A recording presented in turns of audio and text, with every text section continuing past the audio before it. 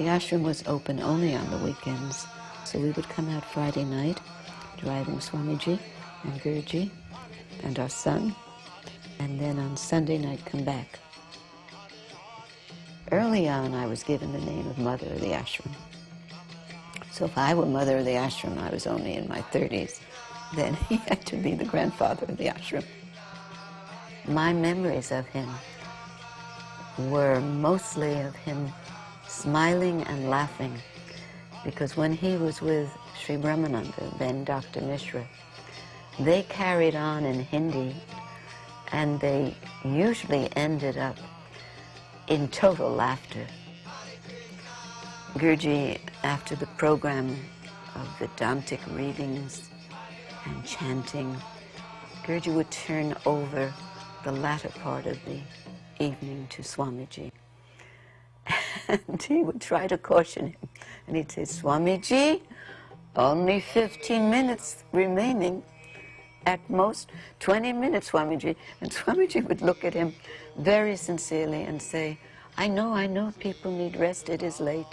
I will do a little bit chanting.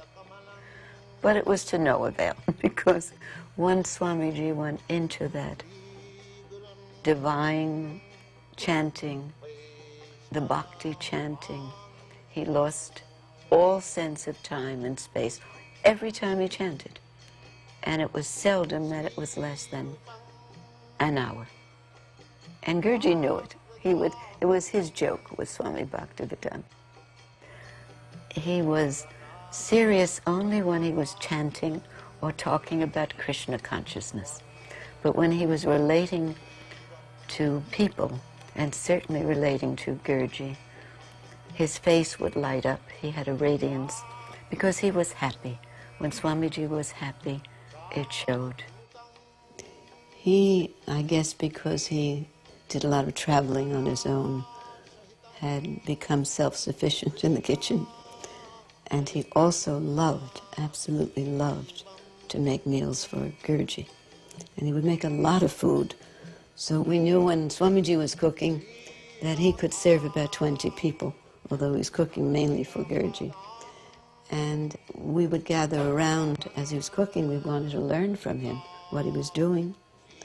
So we would ask him questions, and he wouldn't answer because he'd be totally absorbed in his moment-to-moment activity.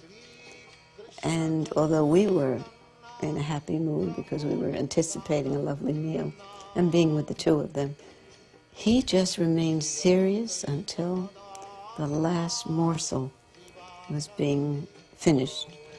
And he was just one-pointed in everything he did.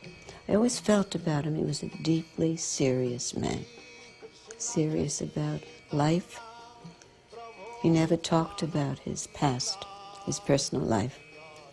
I did ask him once or twice, question here and there, and he waved it away. He said, not important. That's not important. And then I began to feel it wasn't important. What was important was what he was doing now. There's only once when he touched me so much, I asked if I could hug him. He said something like, why not? Because nobody touched him usually. Guruji did. He would put his arm around him. But this was after I knew him for a while. But it was the Indian way of hugging. You know, somehow they managed to hug you and be miles apart in the hug. But at the same time, although the bodies were kept apart, it's only really the shoulders that come together. It's Indian style. But I felt Swamiji's love. He was a tender man, he was a caring man, and an innocent man. And in the company of innocency, you relax completely. And so I was always relaxed with Swami Bhaktivedanta.